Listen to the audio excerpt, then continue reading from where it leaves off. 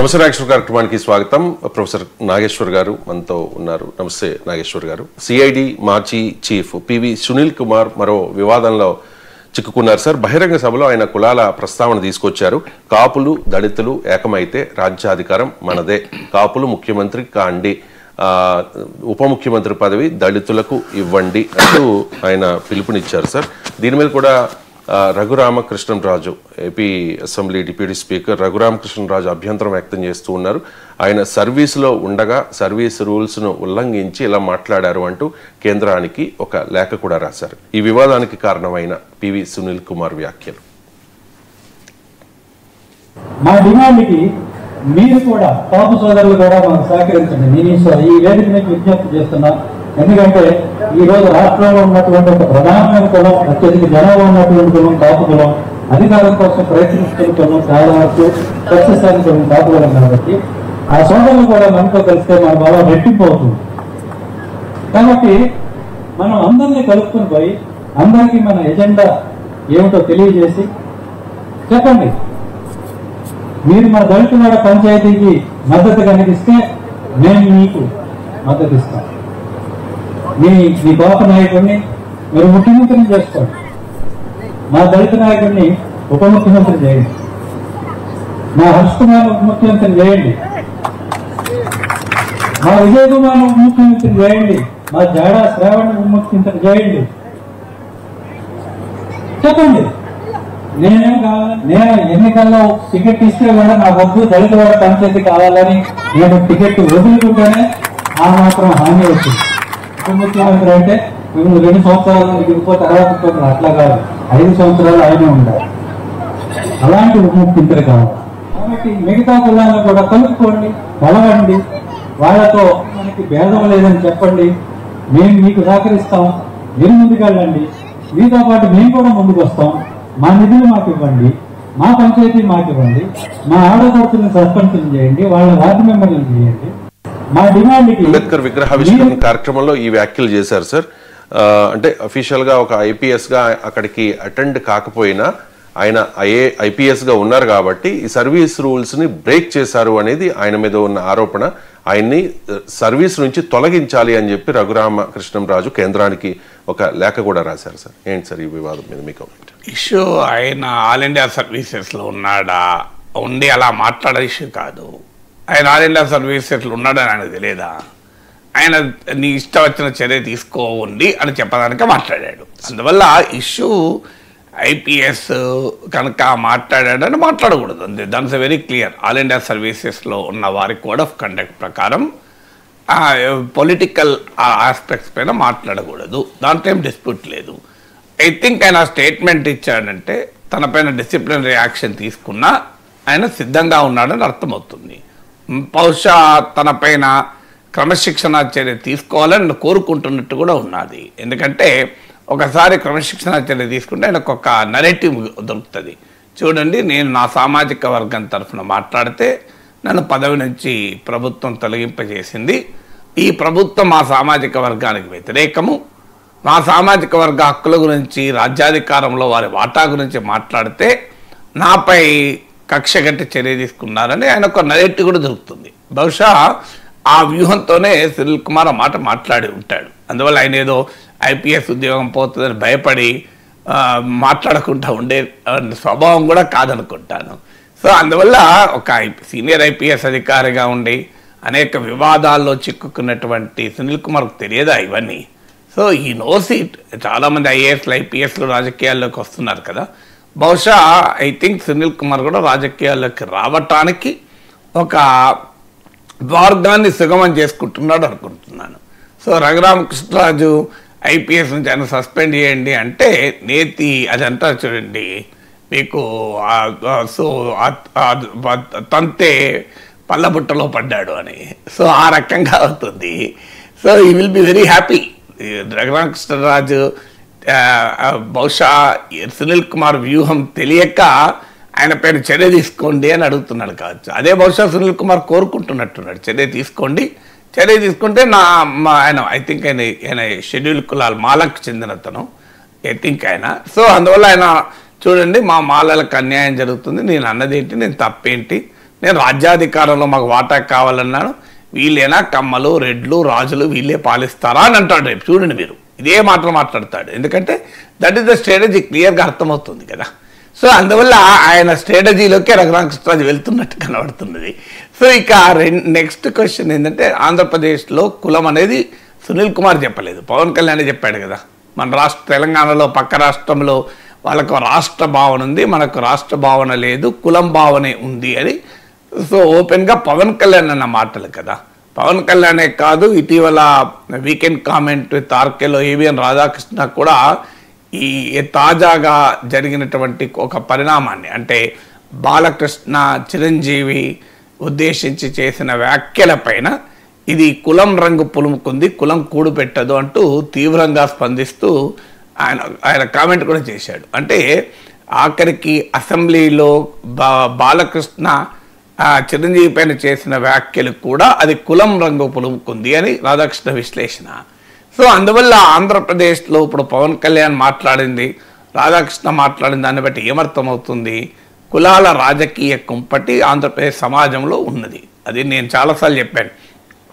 కమ్మాస్లో 70-80% తెలుగుదేశం ఎన్ని తప్పులు చేసినా అసంతృప్తి ఉన్నా తెలుగుదేశానికి ఓటేస్తారు. ఎందుకు?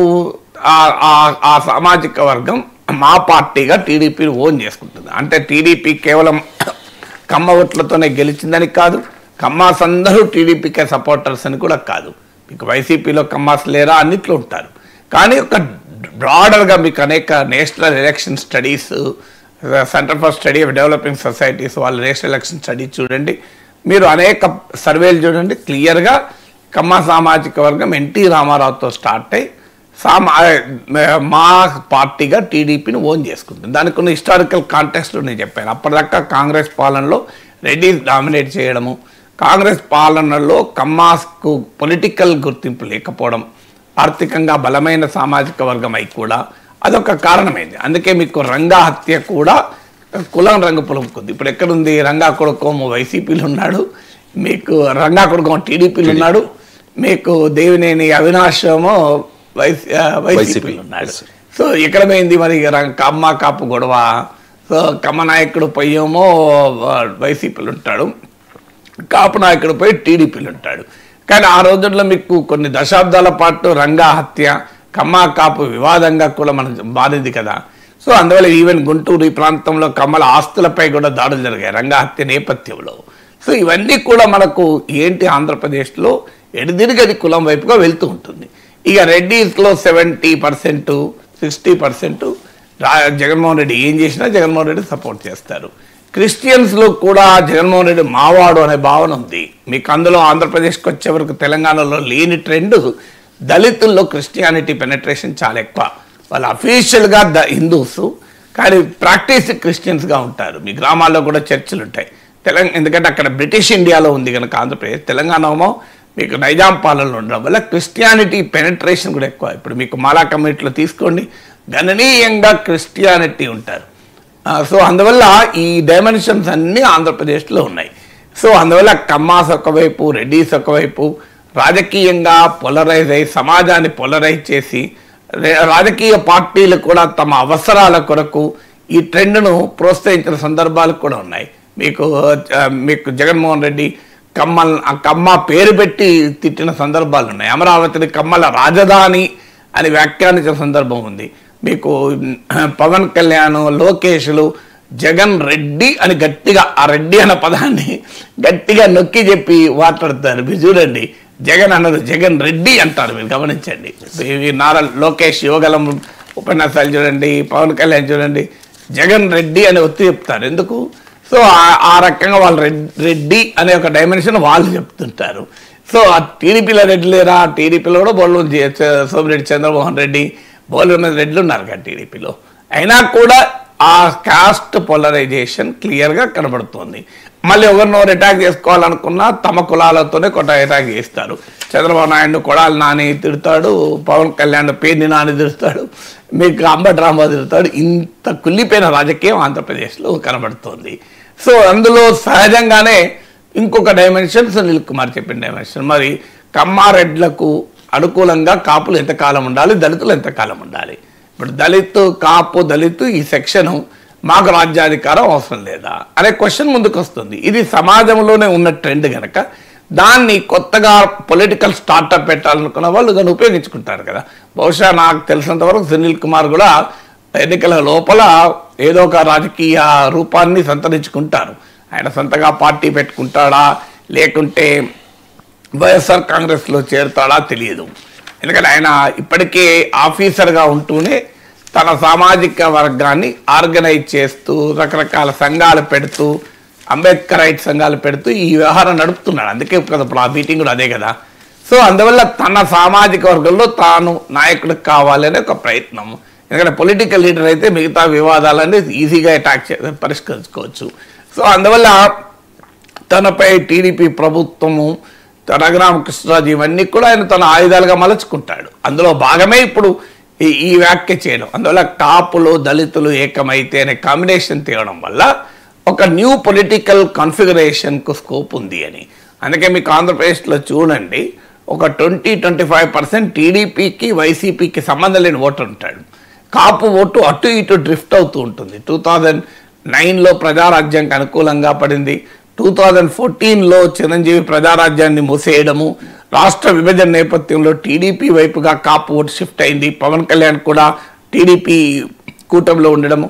2019లో అనేక రకాల విషయాల మీద కాపు రిజర్వేషన్ల సమస్య కావచ్చు, ముద్రగడ వ్యవహారం కావచ్చు, 2019కి వచ్చారు కాపు ఓటు వైసీపీకి షిఫ్ట్ అయింది. మీరు ఎకనామిక్ అండ్ పొలిటికల్ వీక్లీలో ఆంధ్ర పాలిటిక్స్ అని ఆంధ్ర ఎలక్షన్స్ అని కొట్టండి, దీనిపైన రీసెర్చ్ ఆర్టికల్స్ కూడా ఉంటాయి ఎలా కాపు ఓటు డ్రిఫ్ట్ అయింది అని. సో 2024కి వచ్చే వరకు మళ్ళీ పవన్ కళ్యాణ్ టీడీపీ కలవడము, చంద్రబాబు నాయుడు కలవడం వల్ల పెద్ద ఎత్తున ఒక అన్నేచురల్ సోషల్ కన్సాలిడేషన్, ఒక అసహజమైన సామాజిక సమీకరణ మీకు చూసాం. అదే ఆంధ్రప్రదేశ్లో ఉన్న కమ్మా కాపు అలైన్మెంట్. ఇది చాలా బలంగా ఉంది, ఇప్పటికీ బలంగా ఉంది, ఈవెన్ టుడే ఎలక్షన్ అయిపోయిన తర్వాత కూడా. సో దానివల్లనే మీకు టీడీపీ జనసేనల మధ్య భారీగా ఓట్ ట్రాన్స్ఫర్ కూడా అయింది. అందువల్ల ఇప్పుడు కూటమిని అన్స్టేబుల్ చేయాలి అనుకునే ఎవరైనా వేసే ఎత్తుగడ ఏంటంటే కాపు ఓటును ఈ కూటమి నుంచి దూరం చేయాలి, ముఖ్యంగా టీడీపీ నుంచి దూరం చేయాలి. కాపు కమ్మ ఓటర్లను విడగొట్టాలన్నది ప్రత్యర్థుల రాజకీయ వ్యూహం అయి ఉంటుంది. ఎందుకు యాంటీ కమ్మ పొలిటికల్ కన్సాలిడేషన్ చేయడం అనేది జగన్మోహన్ రెడ్డి రాజకీయ వ్యూహం కదా. అందుకే ఆయన కమ్మాస్ పైన ప్రత్యేకంగా అటాక్ చేశాడు. ఏంటి ఆయన పార్టీలో కమ్మాస్ లేరా? కమ్మాస్ ఉండొచ్చు, అది వ్యక్తులుగా కాదు. ఆడ ఇష్యూ ఏంటంటే కమ్మాస్కు వ్యతిరేకంగా మిగతా కాస్ట్లను కనుక యునైట్ చేస్తే తనకు ప్రయోజనం దక్కుతుందని జగన్ వ్యూహాత్మకంగా కమ్మాస్ని అటాక్ చేయడం, మీకు అమరావతిని కమ్మ రాజధానిగా చెప్పడం, ఇవన్నీ కూడా దాంట్లో భాగం. సో దానికి కౌంటర్గా కమ్మ కాపుల్ని కలిపాడు చంద్రబాబు నాయుడు. సో దాన్ని విడగొట్టాలన్నది ఇప్పుడు ప్రత్యర్థుల వ్యూహం. విడగొట్టాలన్న దానికి ఎన్నికల ముందు నుంచి కూడా ప్రయత్నం జరిగింది. ముద్రగడ్డ రూపంలో, అరుణామర జోగయ్య రూపంలో పవన్ కళ్యాణ్ రెచ్చగొట్టింది. కాపుల ఓట్లు తీసుకెళ్లి మీరు కమ్మల పడుతారా, సో మీరు కాపులకు అన్యాయం చేస్తున్నారు, 70 సీట్లు అడగండి అని రెచ్చగొట్టిన సందర్భం చూసాం. వాళ్ళు రెచ్చగొట్టి ఎక్కడ తేలారు? మళ్ళీ వైసీపీలో తేలారు. వాళ్ళు తేలక ముందు నుంచి చెప్తున్నారు నేను వైసీపీలో తేలుతారు చూడండి అని. మీరు ముద్రగడ వైసీపీలో చేరాడు, ముద్రగడ పద్మనాభరెడ్డి అయ్యాడు. తర్వాత మీకు అరుణామర జోగయ్య కొడుకు వైసీపీలో తేలాడు. నేను ఆ రోజుల్లో చెప్పాను, మన ప్రోగ్రాంలో చెప్పాను, ఇదంతా వైసీపీ రాజకీయ వ్యూహం మీరు చూడండి అని. సో పవన్ కళ్యాణ్ రెచ్చగొడుతూ వచ్చారు. సో ఇలా కాస్ట్ క్యాలిక్యులస్ అనేది ఆంధ్రప్రదేశ్లో ఎలా పనిచేస్తుందని దానికి ఉదాహరణ. ఎందుకంటే ఆంధ్రప్రదేశ్ రాజకీయాల్లో ఇప్పుడు లేటెస్ట్ సర్వేస్ కూడా బట్టి చూస్తే ఈ రోజు ఎలక్షన్ జరిగిన ఒక 40% ఓటింగ్ వైసీపీ వెనకాల ఇంకా నిలబడుతోంది. అది ఇంత ఓడిపోయాక, కూటమి నుంచి ఇంత దాడయ్యాక కూడా తన 40% ఓటింగ్ను జగన్మోహన్ రెడ్డి నిలుపుకోగలుగుతున్నాడు. కానీ క్లియర్గా టీడీపీ జనసేన కలవడము, కమ్మా కాపు సోషల్ కోయలీషను, చంద్రబాబు నాయుడు పవన్ కళ్యాణ్ల కలయిక వల్ల ఈనాటికి కూడా కూటమికి 50% ఓటింగ్ ఉంది. అంటే ఒక 10% డిఫరెన్స్ ఇప్పటికీ ఉంది. సో ఈ రోజు ఎన్నికలు జరిగితే ఏదో కూటమి ఓడిపోతుంది, చంద్రబాబు నాయుడు ప్రభుత్వం పతనం అవుతుంది అని జగన్మోహన్ రెడ్డి చెప్తున్నాడు, కానీ అది నిజం కాదు. సో అందువల్ల రేపు రాబోయే కాలంలో రాజకీయ మార్పు రావాలి అంటే, రాజకీయ పరిస్థితుల్లో మార్పు రావాలంటే అనివార్యమైంది ఏంటంటే కూటమి ప్రత్యర్థులకు కమ్మా కాపు డివిజన్ తీసుకురావడం. సో అందువల్ల ఇవాళ సునీల్ కుమార్ కూడా అందరూ తెలుసు జగన్మోహన్ రెడ్డి సన్నిహితుడు అని. బహుశా ఆయన సొంతగా పార్టీ పెట్టాలని ఆకాంక్ష ఉండొచ్చు, పొలిటికల్ స్టార్టప్ లాగా. తాను ఎందుకు పార్టీ పెట్టకూడదని, లేదనుకుంటే జగన్మోహన్ రెడ్డికి ప్రయోజనకరంగా ఉండేలా ఆ కమ్మ కాపులను డివైడ్ చేయాలన్న రాజకీయ వ్యూహం ఉండొచ్చు. డివైడ్ చేస్తానికి కాపులందరినీ మీరు వైసీపీ కోటే అనలేడు గనక కాపులందరినీ దళితులు ఏకమైతే న్యూ సోషల్ కోalition ఫామ్ అవుతుంది అని. సో అందువల్ల ఇది నార్త్ ఇండియాలో మనం చాలాసార్లు చూసాం. ఇప్పుడు ఎప్పుడైతే యాదవ్ ఫినామినా వచ్చిందో మండల్ పాలిటిక్స్ అనంతరం ఉత్తరప్రదేశ్, బీహార్లో బీజేపీ ఏం చేసింది, నాన్ యాదవ్ ఓబీసీలను అట్రాక్ట్ చేయడం మొదలుపెట్టింది. అందులో బీహార్లో నితీష్ కుమార్ అందుకు ఒక ఆయుధంగా వాడుకుంది. మాయావతి ఫినామినా ఎప్పుడైతే దళిత్ కాన్షియస్నెస్ పెంచిందో ఆమె చమర్ దళిత్ కనుక నాన్ చమర్ కాస్ట్లను బీజేపీ పోగు చేయడం మొదలుపెట్టింది. అప్పర్ కాస్ట్ ఎలాగూ బీజేపీతో ఉంది. సో ఇలా రాజకీయాల్లో నార్త్ ఇండియాలో చూసాం కులం ఏ రకమైన ప్రభావం భయంకరంగా చూపుతుంది అని. సో అది ఇప్పటికీ కూడా చూడండి, నితీష్ కుమార్కు ఇంత వ్యతిరేకత ఉన్నా కూడా ఎందుకంత పొలిటికల్గా రెలవెంట్ ఉన్నాడు. 36% బీహార్ పాపులేషన్లో మోస్ట్ బ్యాక్వర్డ్ కాస్ట్ ఆ సెక్షన్ ఇప్పటికీ నితీష్ కుమార్ వెనకాలుంది. అందువల్ల పర్ఫార్మెన్స్ను బట్టి ఇతర ఓటర్లు మారుతారు, అంటే ప్రభుత్వ పనితీరుని బట్టి. కులం ఆధారంగా ఉన్న ఓటు మారదు కదా, నువ్వు పని చేసినా పని చేయకపోయినా నీ కులం వాళ్ళు కోటేస్తుంటారు. అందువల్ల రాజకీయ నాయకులు కులాన్ని ఒక ఆయుధంగా వాడుకుంటుంటారు. సో అందులో భాగంగానే ఇప్పుడు Congress party Dalit vote attract చేసేటప్పుడు దళిత్ ఓటర్లు ఏ రకంగా డిఫరెన్స్ తేవాలి, కొన్నిసార్లు జెన్యున్ ఇష్యూ పైన కూడా డివిజన్ తేవచ్చు, కొన్నిసార్లు కృత్రిమంగా కూడా ఇష్యూస్ క్రియేట్ కావచ్చు. ఇప్పుడు ముస్లిం సమాజం అంతా బీజేపీకి వ్యతిరేకంగా ఉంది కనుక బీజేపీ ఏం చేస్తుంది, దాంట్లో పాస్మండా ముస్లిమ్స్ అని తీసుకొచ్చింది. అంటే పాస్మండా ముస్లిమ్స్ 70% వాళ్ళే, అంటే వెనకబడిన ముస్లింలు. సో ఇలా ప్రతి కమిటీ దళిత్ ఓట్ అంతా ఒకవైపు ఉండకుండా మాలా మాదిగా డివిజన్ వచ్చింది. అఫ్ కోర్స్ దాని యొక్క ఇష్యూ కూడా వర్గీకరణ ఒక జెన్యున్ ఇష్యూ ఉండడం కూడా ఉపయోగపడ్డది. సో అలా మీకు అంటే జెన్యున్ ఇష్యూ ఉండొచ్చు, లేదా ఆర్టిఫిషియల్లీ క్రియేటెడ్ ఇష్యూ ఉండొచ్చు. రాజకీయ పార్టీలు ఏం చేస్తాయంటే ఒక కాస్ట్ కన్సాలిడేషన్ డివైడ్ చేస్తానికి ఎత్తుగడగా వ్యూహాత్మకంగా చేస్తాయి. అందువల్ల ఒక న్యూ పొలిటికల్ సోషో పొలిటికల్ రియలైన్మెంట్ కొరకు ఎత్తుగడగా కాపులు దళితులు కలిస్తే, అంటే కమ్మారెడ్డి కాక మిగతా కులాలన్నీ కలిస్తే బలమైన ఫోర్స్ అవుతాం. ఈ రెండు కులాలే ఎందుకు రాజ్యాధికారం ఉండాలి, వాళ్ళ దృష్టిలో రాజ్యాధికారం అంటే చీఫ్ మినిస్టర్స్. రియాలిటీ కూడా ఏంటి, ప్రజలకు కూడా కనబడేది, మీరు ఉమ్మడి ఆంధ్రప్రదేశ్ నుంచి ఇప్పటి వరకు తీయండి, రెడ్డిస్ కమ్మాసే ముఖ్యమంత్రులుగా ఉంటారు. నిజమే కదా, అది that is the fact of life. చాలా అత్యధిక మంది ముఖ్యమంత్రులు రెడ్డిస్ ఆర్ కమ్మాసే ఉంటారు. మిగతా కులాల్లో ఈ రియాలిటీ కాస్త ట్రిగర్గా పనిచేసేటువంటి అవకాశం ఉంటుంది. నాయకులు మరి కులం పేరిట చూడొచ్చా అంటే సమాజంలో చూస్తున్నారు కదా, చూసే కదా టికెట్లు ఇస్తున్నారు, లేకపోతే ఎందుకు టికెట్లు ఇస్తున్నారు. సో అందువల్ల మీకు పవన్ కళ్యాణ్ లాంటి వారు కూడా నేను కులాన్ని పట్టించుకోను అనేవాడు కూడా నేను కాపును కాదని అనగలనా, నేను ఆ కులంలో పుట్టాను కదా అని అంటుంటాడు చూడండి. సో అందువల్ల ఇది రాజకీయాల్లో సమాజంలో కులం యొక్క ప్రభావం తెలుసు కనుక దాన్ని వాడుకుంటుంటారు. అందులో భాగంగానే సునీల్ కుమార్ ఏదో ఐపీఎస్ ఆఫీసర్గా మాట్లాడాడు, ఆయన పైన చర్య తీసుకోవాలనేది రఘురామకృష్ణరాజు అండర్స్టాండింగ్ చాలా సూపర్ఫిషియల్. ఆయన పొలిటీషియన్గా మారిపోయాడని దానికి అర్థమవుతుంది కదా. బహుశా అనేది కోరుకుంటున్నాడు, తాను కోరుకునేది రఘురామకృష్ణరాజు వడ్డిస్తా అంటే అభ్యంతరం చెప్తాడు. సో రఘురామకృష్ణరాజు థ్యాంక్స్ చెప్తారు సునీల్ కుమార్, థ్యాంక్స్ సార్, నన్ను తొందరగా ఐపీఎస్ నుంచి సస్పెండ్ చేస్తే నాకు ఈ సమస్య కూడా ఉండదు, నేను వెళ్ళి సమాజంలో హాయిగా చూడు, నా కులం హక్కుల గురించి నేను మాట్లాడితే నాపై కక్ష కట్టి చర్య తీసుకునేలా చేసింది కూటమి ప్రభుత్వం అని చెప్పుకోవడానికి ఉపయోగపడుతుంది ఆయనకు. ఇక పార్లమెంట్ శీతాకాల సమావేశాల సందర్భంగా ప్రధాని మోదీ ప్రతిపక్షాలని ఉద్దేశించి చేసి